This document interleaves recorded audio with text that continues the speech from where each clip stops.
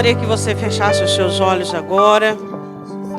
Pai Santo, em nome do Senhor Jesus, nós estamos aqui nessa primeira segunda-feira do mês de abril. O nosso objetivo, ó Deus, é levantarmos um memorial nesse dia primeiro, declarando a nossa dependência de Ti e a nossa gratidão.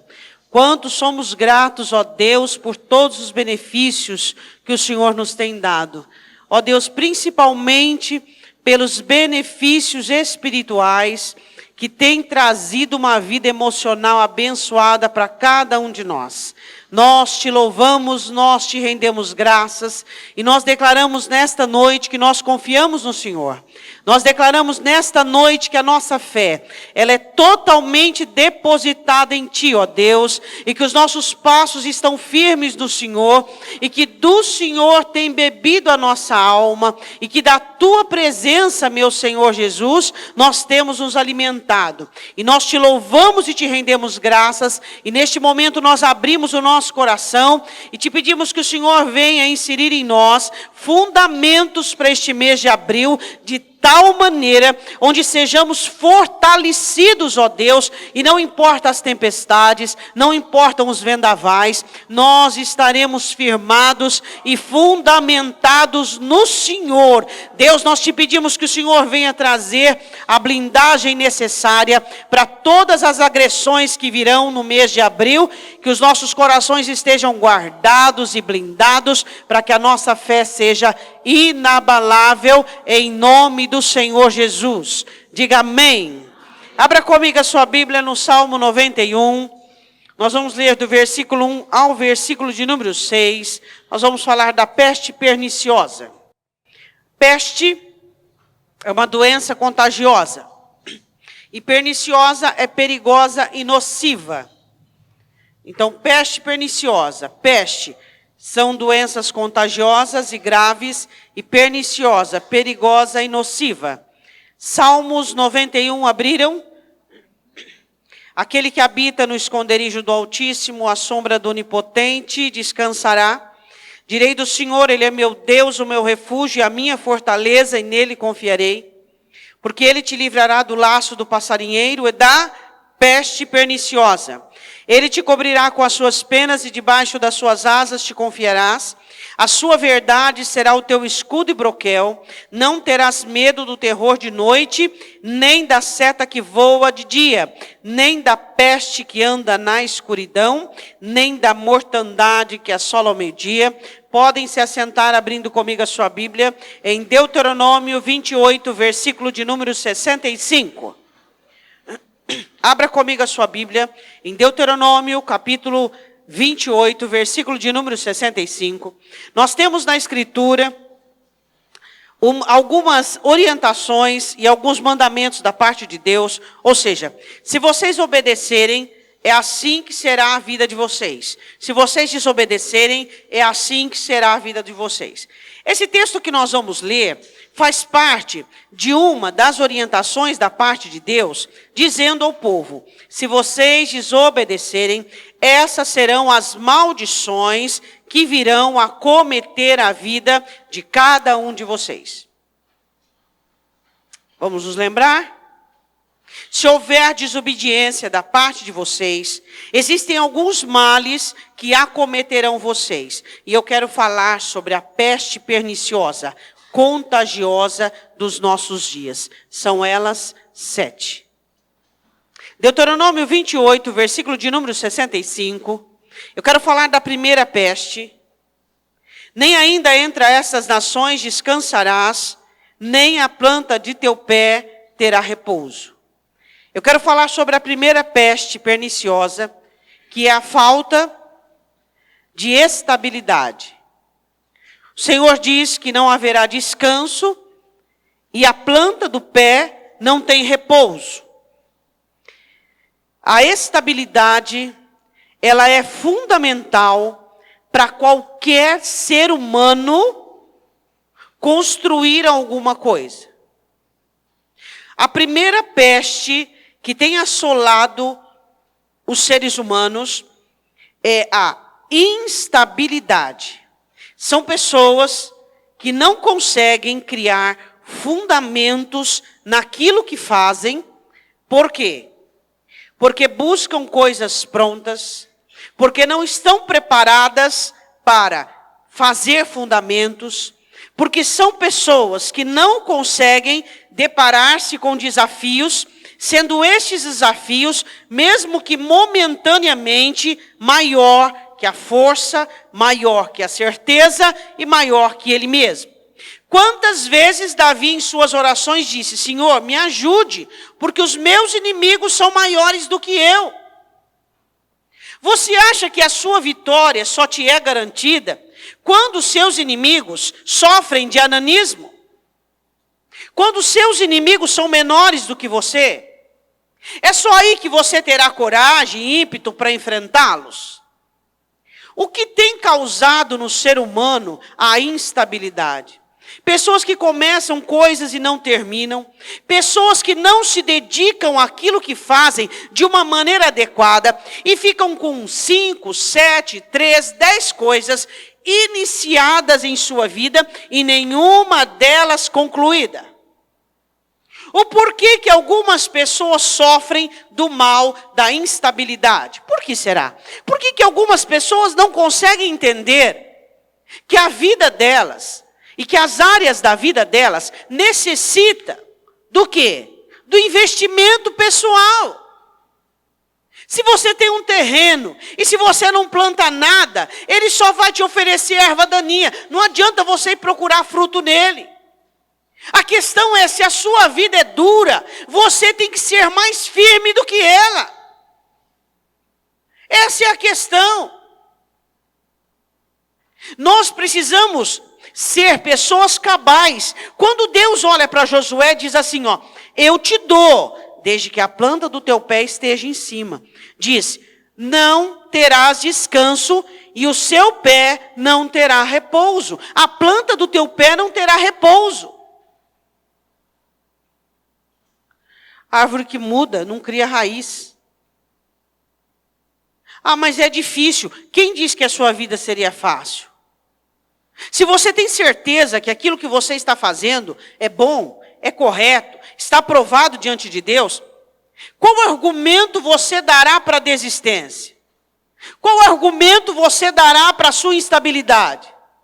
A questão é, pessoas fracas são instáveis. Por que elas são instáveis? Porque elas não prevalecem. Porque se elas prevalecessem, elas não seriam mais fracas. Elas adquiriam uma força.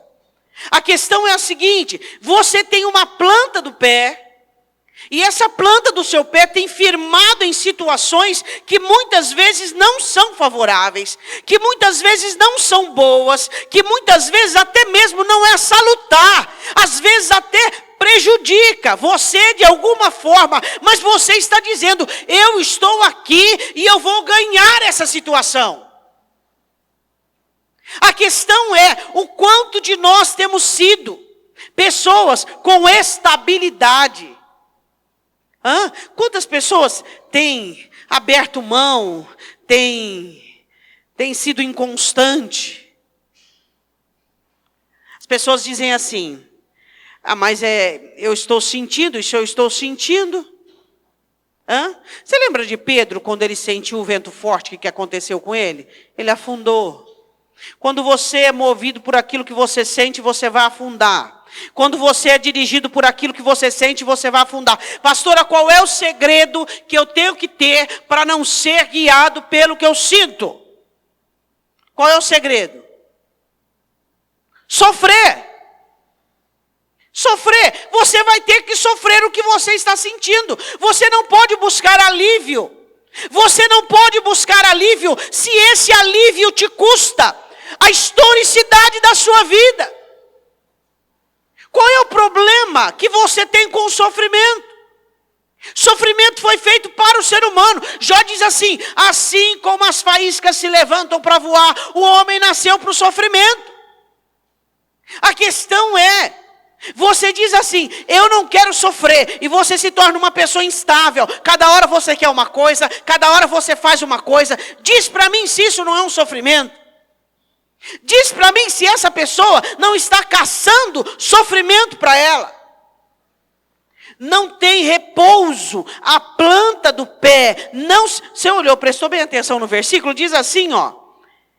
A planta do teu pé não tem repouso. A planta do teu pé tem repouso. Você fixa a planta do teu pé e você diz: Deus, eu estou lutando não contra a carne, não contra o sangue, mas contra principados e potestades. É isso que nós precisamos entender, que a nossa luta não é contra o ser humano, a nossa luta não é contra a carne, a nossa luta é contra espíritos malignos. E inconstância é contagiosa. Inconstância é contagiosa. Quando você olha e você percebe que não existem mais pessoas firmes, não existem mais pessoas determinadas, não existe mais pessoas incisivas, você fala, então o quê? Segunda peste, parte do versículo 65. Porquanto o Senhor ali te dará coração agitado. Segunda peste, ansiedade. Ansiedade tem sido um mal nos dias de hoje. Mesmo que a Escritura diz, lançai sobre mim toda a vossa ansiedade, porque eu tenho cuidado de vós. Mesmo que a Escritura diz, e a paz de Deus que excede todo o entendimento, guardará os vossos corações e os vossos sentimentos em Cristo Jesus. Mesmo nós sabemos que a paz é guardiã, mesmo nós sabemos que a ansiedade faz mal, mesmo assim nós sentimos ansiedade como se fosse um mal benéfico. Ainda inventam-se um ditado que diz, esse é um mal necessário. A ansiedade, coração agitado, é a ausência do governo de Cristo.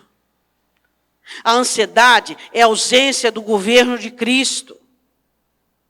Quando Cristo governa seu coração, você tem paz com a sua vida. Faça paz com a sua vida. Faça paz com a sua história. Faça paz com os seus atos. Faça paz com você mesmo. A questão que nós precisamos entender, que coração agitado é uma peste que tem assolado o ser humano e as pessoas. O que acontece com pessoas que sofrem de ansiedade?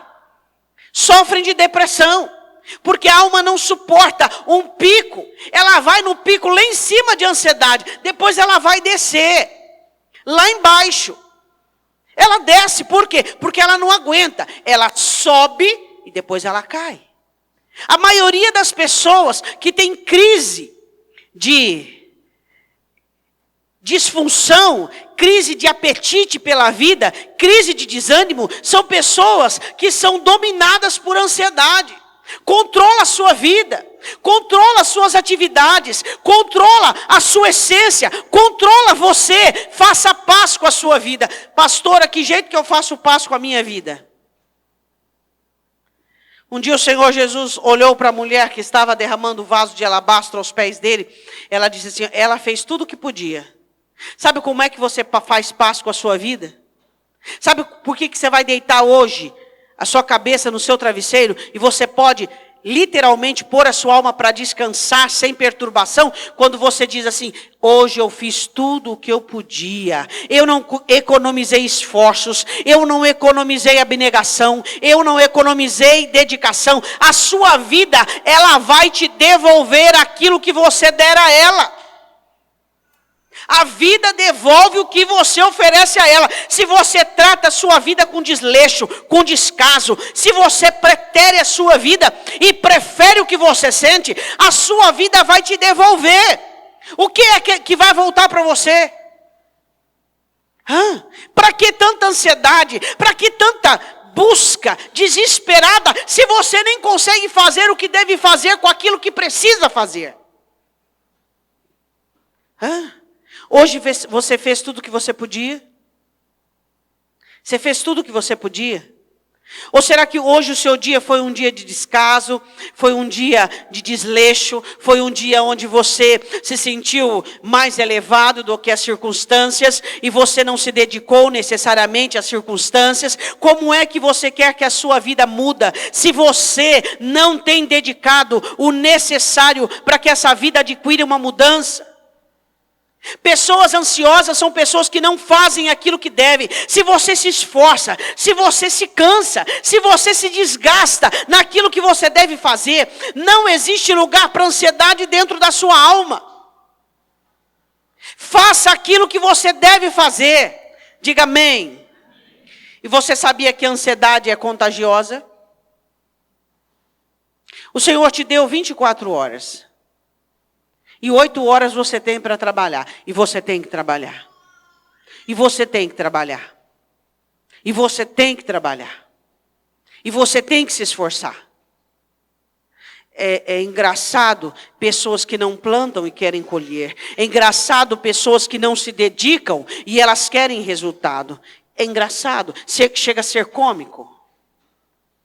E existem pessoas que acham que estão fazendo tanto e muito, quando não estão fazendo nada. O que é que você olha quando você diz, não, eu estou fazendo, quando você está produzindo, quando você está fazendo algo para fins, para resultado. Viver não é suficiente, produzir é necessário. Terceira peste, diga comigo, terceira peste. Fala para o seu irmão qual é a primeira peste. Isso. Inconstância e instabilidade. Qual é a segunda peste? Ansiedade. Terceira peste. Desfalecimento de olhos. Jó escreve assim: os meus olhos se escureceram pela amargura do coração. O que desfalece os olhos dos crentes e do ser humano geral? Amargura. Amargura. Você começa a não mais enxergar a vida como oportunidades. Você não começa a mais conseguir enxergar a beleza das coisas. Você não começa mais respirar de uma maneira gostosa. Você começa a negar a você. Você já percebeu? O quadro das pessoas estão tão ruins que nem respirar elas conseguem direito. As respirações são curtas. Elas nem conseguem oxigenar direito o cérebro. A questão é, o que nós precisamos entender? Primeiro, instabilidade é o que tem tomado conta das pessoas. As pessoas não têm mais pagado o preço para perseverar, para continuar. A segunda coisa, ansiedade. A terceira coisa, desfalecimento de olhos. Você começa a não ver mais, a não enxergar mais. Por quê? Por causa da amargura. A amargura é acumulativa. É muito importante. Você vai periodicamente no dentista para ver se está com algum problema. Você teria que ir periodicamente ao altar do Senhor com muito mais frequência do que você vai ao dentista, para ver se tem resquícios de amargura no seu coração. A amargura, ela inibe e destrói o ânimo. Você quer saber qual é um dos inimigos do ânimo? A amargura. Eu desafio você a encontrar uma pessoa despojada, animada, incisiva com amargura. A não ser se o combustível dela é raiva. Aí sim. O que destrói o ânimo? A amargura. E a amargura não é a falta de perdão. Existem pessoas que não perdoaram e sentem amargura, mas a amargura é mais poderosa do que a consciência da falta do perdão. Pode ser que você olhe e diz, não, eu não tenho mais, já perdoei, mas aquela amargura, aquele ressentimento está ali dentro. Aquela dor que ainda não foi sanada, aquela ferida que não foi curada. A amargura, ela vai destruir todo o ânimo funcional da sua vida. Pastora, como é que eu me livro da amargura? Como Ana se livrou da amargura? Se quebrantando diante de Deus, expondo diante dele, falando para ele aquilo que sentia, deixando a ação do Espírito Santo de Deus dentro de você. Você começa no Evangelho a aprender novas atividades. Você começa a receber instruções. Mas aí quando chega aqui dentro você não consegue praticar. Porque a amargura não deixa. A amargura vai amarrar você. A amargura vai inibir você. E a amargura é contagiosa. Você perdoou já a sua vida? Você já conseguiu perdoar a sua vida? Você já conseguiu fazer paz com o seu passado? Você já fez paz com os seus erros? Ou sempre tem um pezinho lá atrás? Sempre tem um mas e uma consideração com aquilo que foi. Você consegue mudar alguma coisa que foi? Consegue? Não. Então por que o passado é relevante quando você não consegue mudar ele? Por que o passado é relevante e o passado causa impressão em você quando você não pode mudar ele? Quantas pessoas estão pesarosas, estão vivendo os seus pesares, os seus ais e as suas dores? Por quê? Porque elas não conseguem livrar-se, elas não conseguem libertar-se de toda a soma dos seus erros do passado e elas estão amarguradas. Quarta, enfermidade. Desmaio de alma. O que é desmaio de alma? Quando é que a alma desmaia? Quando ela desiste.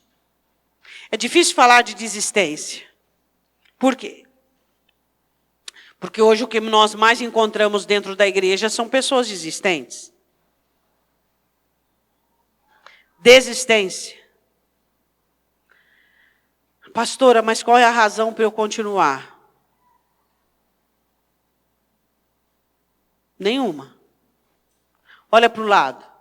Olha para trás, olha para frente. Nenhuma. Agora olha para o alto. Aí você vai encontrar. Quem que você vai encontrar? Aquele que mesmo sabendo da morte, não desistiu de você. Aquele que mesmo sabendo de tudo que ia passar, não desistiu. A desistência é uma prática comum nos crentes e eles firmam as suas existências e as embasam em seus motivos. Mas aí, graças a Deus, está escrito em Hebreus que Deus não gosta dos desistentes, daqueles que retrocedem. Quem são os desistentes? São aqueles que se poupam. São aqueles que economizam sofrimento. Hoje eu quero fazer uma apologia ao sofrimento.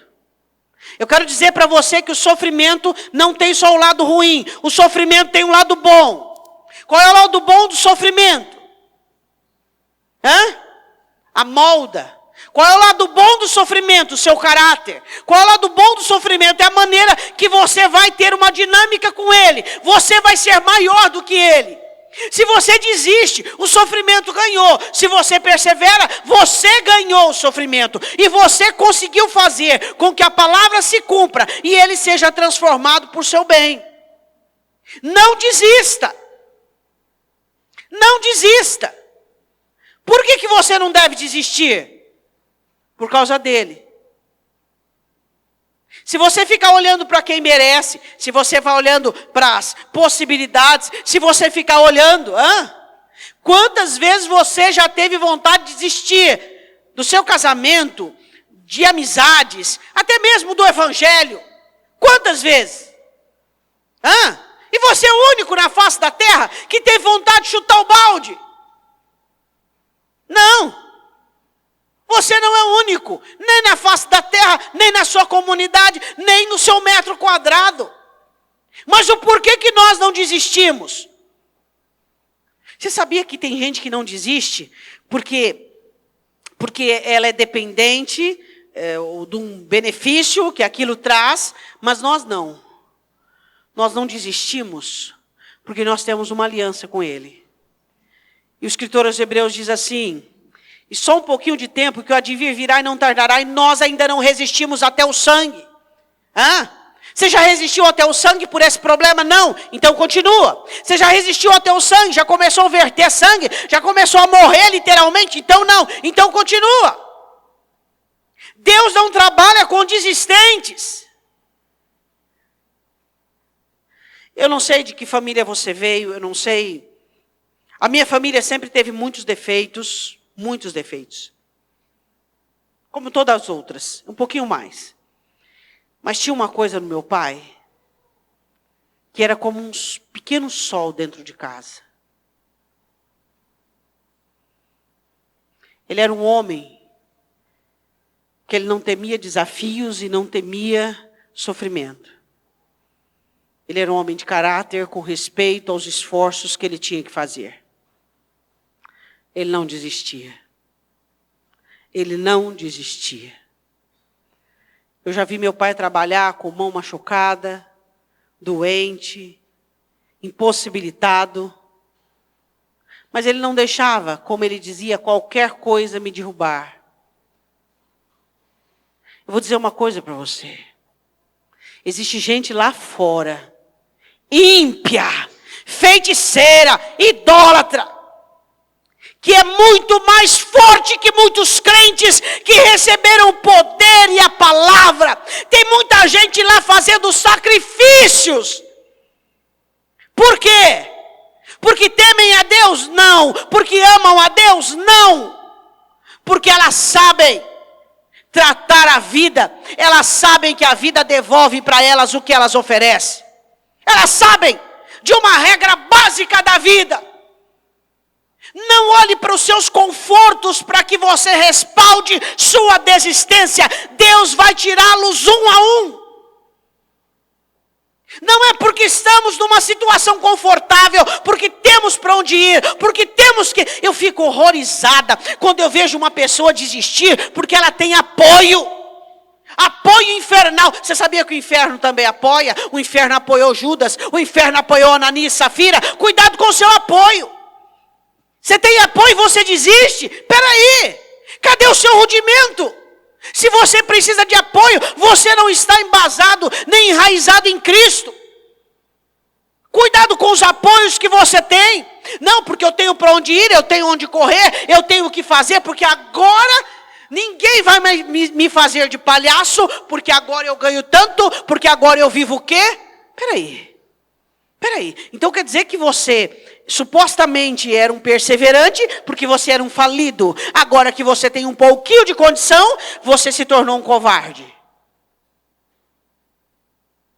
Não desista. Não desista. Próxima. Peste.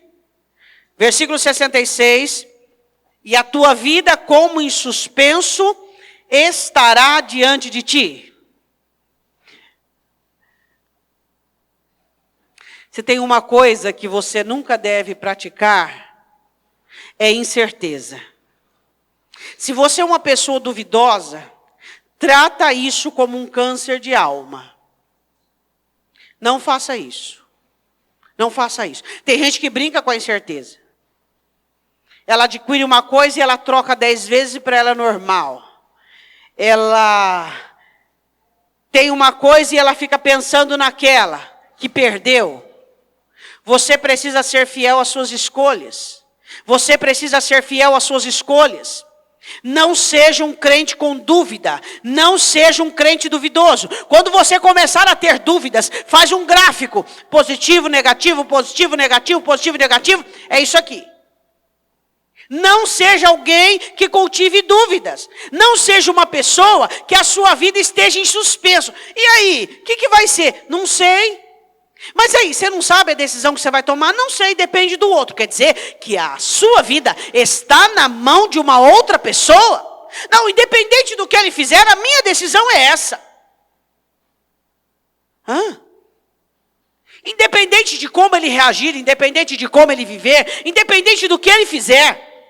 Aí nós abrimos a nossa boca, enchemos o nosso peito de ar e dizemos: a salvação é individual.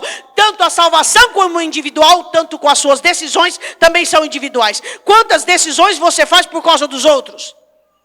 Suas decisões são individuais. Por quê? Porque quando elas trouxerem prejuízo para você, cada um vai pegar a sua malinha e bater em retirada, e você vai ficar comendo ela, seja ela azeda, amarga ou seja o que for. Vida em suspenso.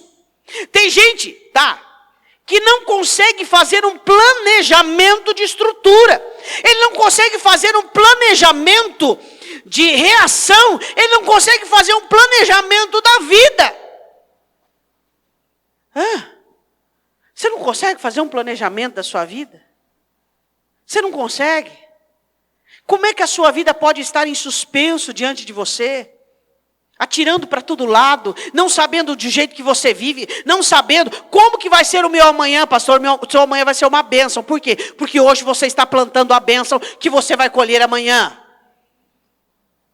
A sua vida não pode ser uma vida que esteja em suspenso e que um decida e venha naufragá-la, ou que o outro faça e venha mudá-la de norte.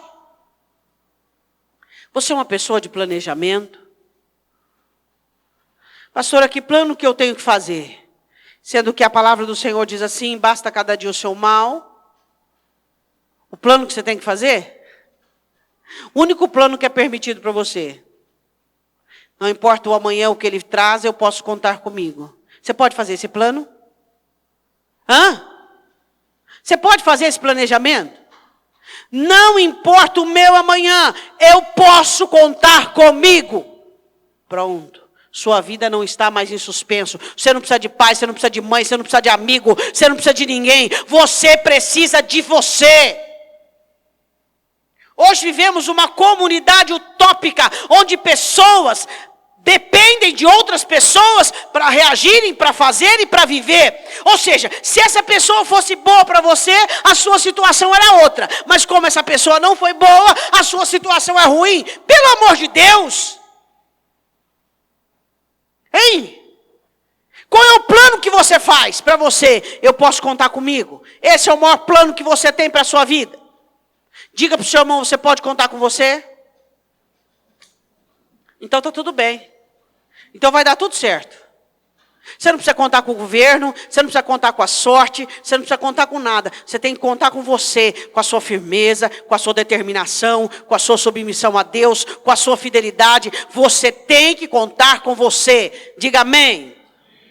Quero falar sobre a sexta e penúltima peste. Ele diz assim, vamos ver o versículo de número 66. Estremecerás de noite e de dia, e não crerás na sua própria vida. Estremecerá tanto à noite quanto de dia,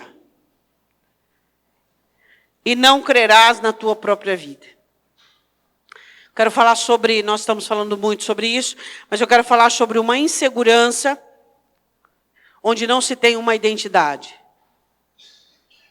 Você sabia que você tem só uma vida?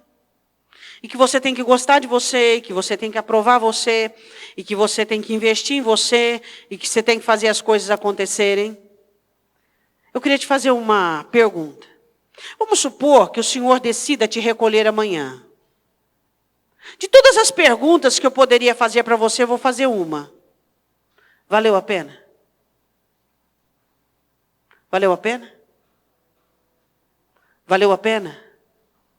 Seus dias, as estações, os anos, valeram a pena? Valeu a pena a sua vida? Você lutou, você batalhou, você se dedicou, você não foi ocioso nem preguiçoso. Você fez as coisas acontecerem na sua vida. Houve suor, houve abnegação, houve construção. Valeu a pena? Ou será que você olha para Deus e diz, Senhor, me dá mais 5 anos, mais 6 anos? Eu vou dizer uma coisa para você, o que você não fez em 20, em 30, em 40, você não vai fazer em 5. Porque a questão não está no tempo de vida que você tem, mas na qualidade de quem vive.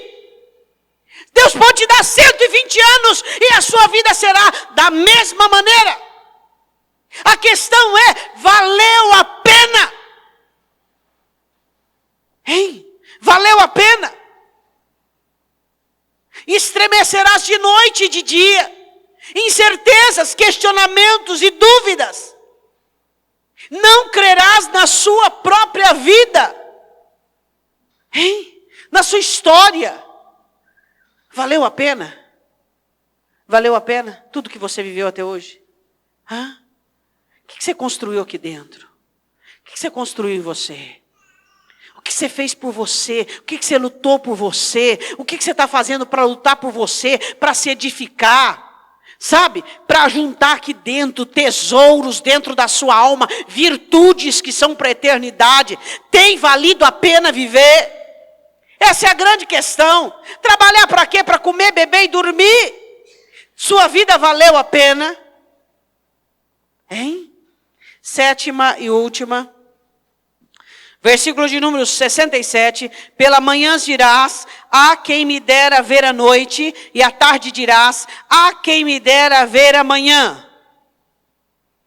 Do que peste que eu falo essa? Insatisfação. Ah, eu queria tanto que fosse assim. Ah, se fosse assim. Ah, se fosse dessa maneira. Você não entende que foi você que construiu para que isso tivesse dessa maneira? Olha para o seu irmão e diz assim: sua situação tem o seu DNA. É tudinho seu.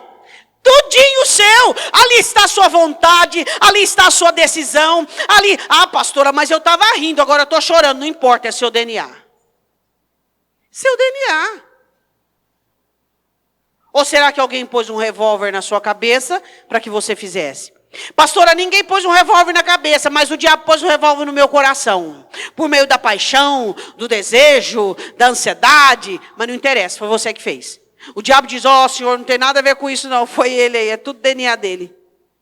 Agora, é justo você olhar para a sua situação, e você olhar para ela de mau grado, e você olhar para ela insatisfeito, e você olhar para ela e praguejar e amaldiçoar a sua situação, sendo que um dia ela era a sua felicidade, ela era o seu jardim na terra, ela era o seu prazer.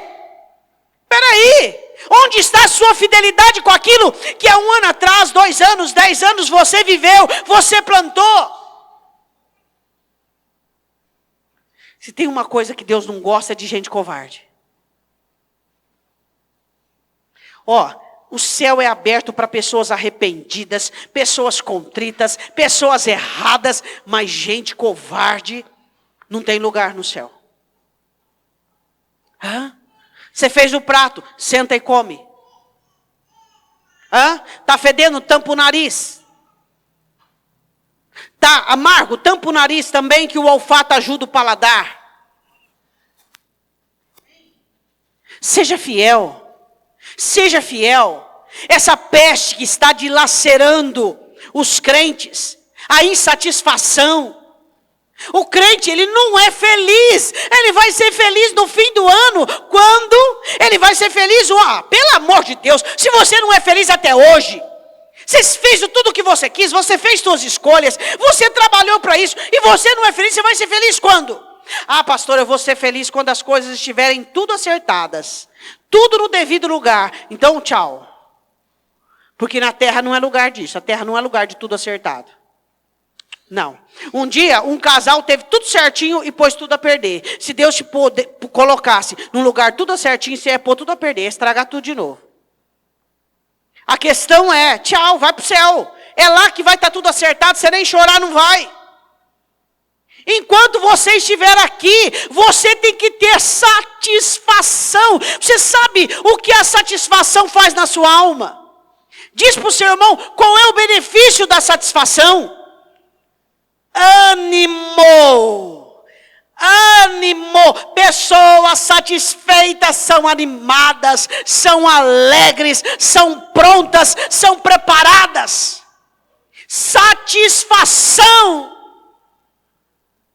Você viveu um dia, nossa, pelo amor de Deus, amanhã é segunda-feira, eu tenho que trabalhar. Vai lá no UTI. Se você pudesse acordar alguém que está lá e dissesse assim para ele: você queria ir trabalhar amanhã? Ele diz: como eu queria sair daqui e poder ir trabalhar amanhã.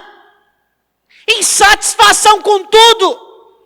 Pastora, mas como eu não vou ser insatisfeito? Eu estou com um problemão. Então esse problema, depois de resolvido, vai ser a sua bênção. Então, ama esse problema de agora, porque amanhã você vai jubilar com ele. Agora, sempre insatisfeito, sempre descontente, sempre com um porém, quando é que você vai ser feliz? Você tem resposta para isso? Pastora, quando eu tiver tudo o que eu preciso. Pois é, você já tem tudo o que você precisa. Você só não tem ainda tudo o que você quer. Mas se você tiver tudo o que você quer, você vai para o inferno. Você já tem tudo que você precisa.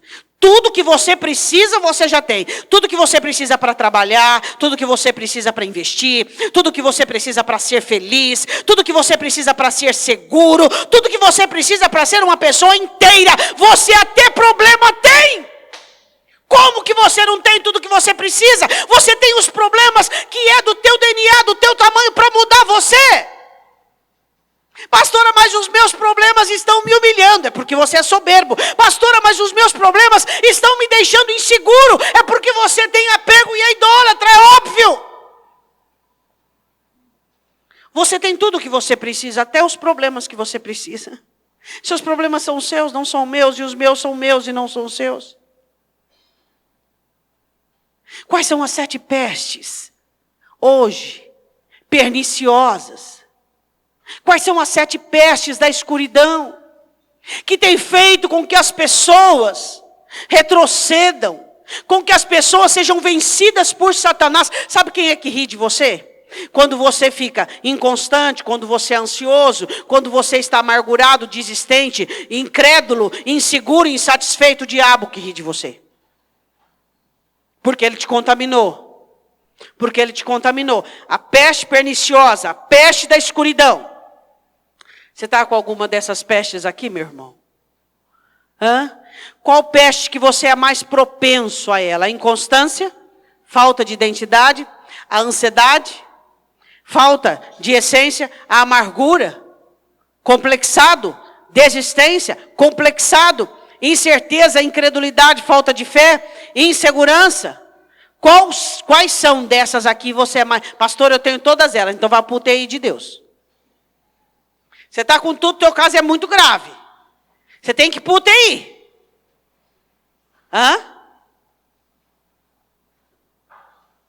Agora eu quero fazer a última pergunta. Quando você está com um problema, quais delas te pegam? Quais delas se manifestam? Gostaria que você fechasse os seus olhos. Quero chamar o louvor para vir à frente. Antes de você fechar os olhos, olhe um pouquinho aqui para mim.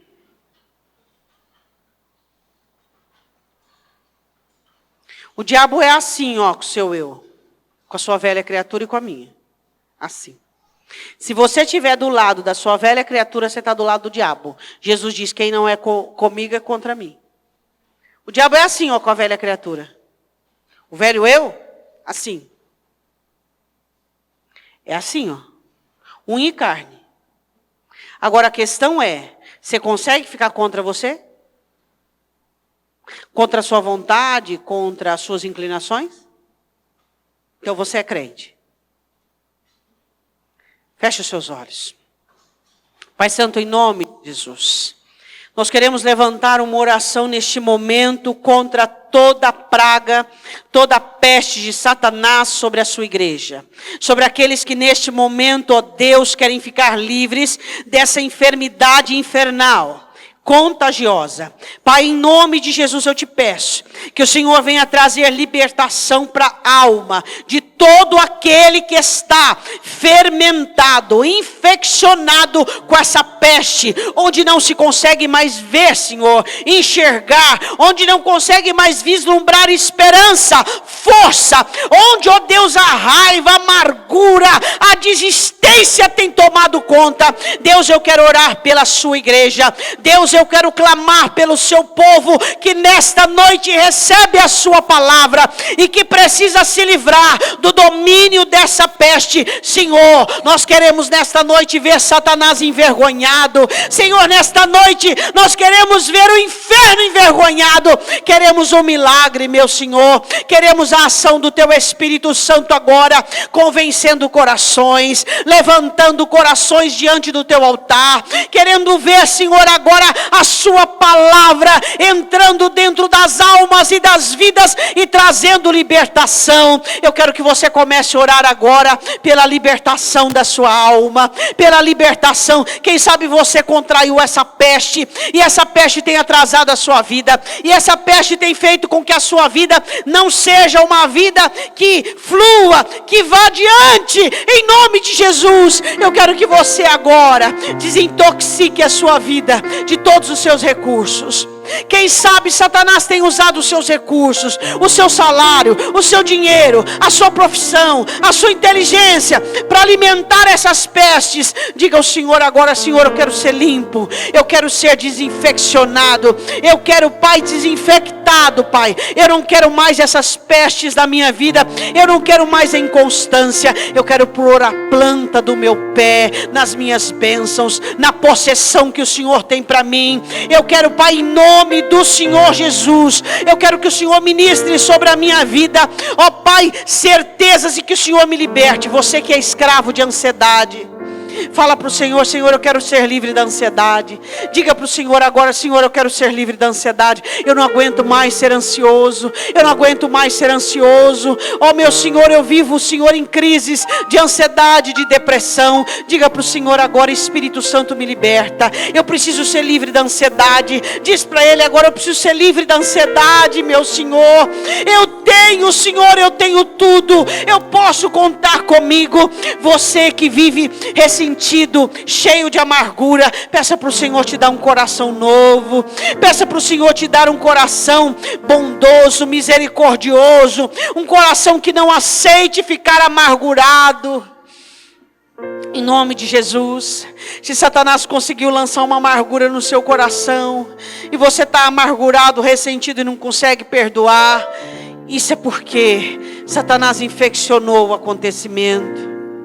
Tudo que acontece conosco passa pelos olhos de Deus. Mas por que, pastor, aconteceu comigo? Porque Satanás infeccionou a situação. Porque feriu a sua soberba, porque feriu o seu orgulho, e Satanás infeccionou. Deixa o Espírito Santo agora desinfeccionar. Deixa o Espírito Santo tirar a amargura. Deixa o Espírito Santo mostrar para você que desistir não é o caminho. Deixa o Espírito Santo mostrar para você nessa hora. Hoje é a primeira segunda-feira do mês de abril. Eu não sei se eu e você vamos terminar este mês, mas nós estamos terminando esse dia. E eu quero que você faça um propósito com Deus pela sua vida. Que todos os dias deste mês que você terminar, você vai chegar no final do dia e você vai dizer assim: eu fiz tudo o que eu podia. Eu fiz tudo o que eu podia pela minha vida. Eu fiz tudo o que eu podia pela minha história. Eu fiz tudo o que eu podia. Eu não sei o que é preguiça, eu não sei o que é letargia, eu não sei o que é morosidade, eu não sei. Eu fiz tudo o que eu podia, eu fiz tudo o que eu podia, eu fiz tudo o que eu podia. Eu chego no seu altar, Senhor, no final do dia, e eu consagro diante do Senhor os meus sacrifícios, os meus esforços, a minha abnegação. Eu fiz tudo o que eu podia. Vai passar por você o pão. Eu quero que você pegue o pão para que nós comamos juntos.